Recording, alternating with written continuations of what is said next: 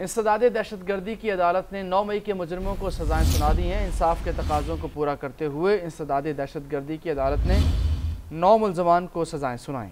9 मई 2023 को तहरीक इंसाफ के शरपसंदों ने 200 से ज़्यादा जगहों पर मुनाज़िम अंदाज में अस्करी और गवर्नमेंट के असासों पर वहमाना हमले किए थे। तफसीलात बात करने के लिए मौजूद हैं हाफिज़ एहसान साहब। सर, बेहद शुक्रिया, आपके वक्त का बड़ा फैसला आया है, कानूनी तौर पर आप इसको कैसे देखते हैं?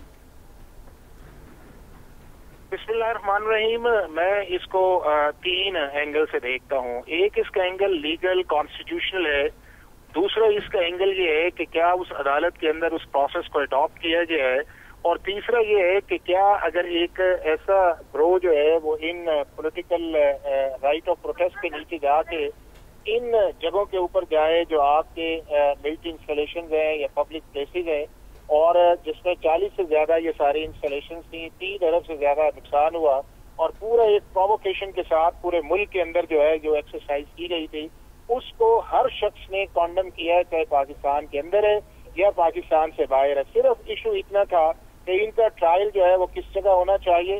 हालांकि अगर आप इन मिलिट्री इंस्टॉलेशन को वायलेट करेंगे या उस जगह पे जाओगे तो आप पे मिलिट्री लॉ जो है वो अप्लाई करता है, लेकिन उसको भी एक पॉलिटिकल नैरेटिव दे के सुप्रीम कोर्ट के अंदर लेके जाया गया, और सुप्रीम कोर्ट ने अनप्रेसिडेंटेडली जो है वो एक ऐसा फैसला दिया कि जो उनकी 50 साल की जूरिस्प्रूडेंस के खिलाफ था, और बाद में सुप्रीम कोर्ट ने उस फैसले को ओवरटर्न किया जो एक मिनॉरिटी ने मेजोरिटी के फैसले को पहले सेटिसाइड किया था।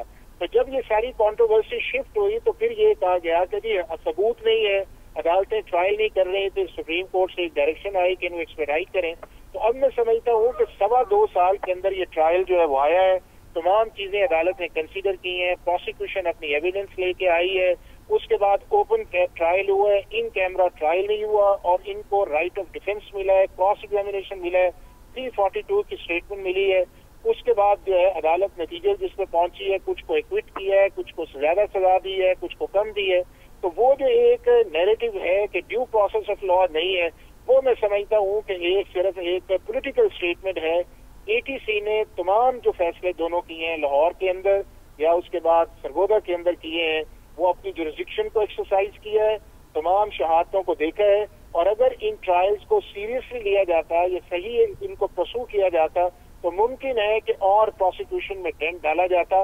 बट चूंकि एक पॉलिटिकल नैरेटिव था और सिस्टम के अंदर एक डिफाइंस थी कि पाकिस्तान का अदालती निजाम जो है शायद कंप्रोमाइज है, तो उसको बुनियाद बनाकर जो एक नैरेटिव था, मैं समझता हूँ कि इसको बहुत पहले आ जाना चाहिए था। ठीक है, आप सब 2.25 साल का अरसा लगा, लेकिन आज अली अमीन गंडापुर ने भी कहा कि एक ASI जो कि किसी टेबल के नीचे छुप के बैठा था, उसके बयान के ऊपर आज 9 मई के तमाम मुलजमान को सजा दी गई, और एक जो अवामी तासुर है कि शफाफियत नहीं है इन फैसलों की, वो बताइएगा प्लीज। ये सारी चीजें जो आर्टिकल 10A है उसके मुताबिक इन दोनों एंटी टेररिज्म कोर्ट्स ने की है। सही, बहुत बहुत शुक्रिया हाफिज एहसान साहब, माहिर कानून हमारे साथ मौजूद है।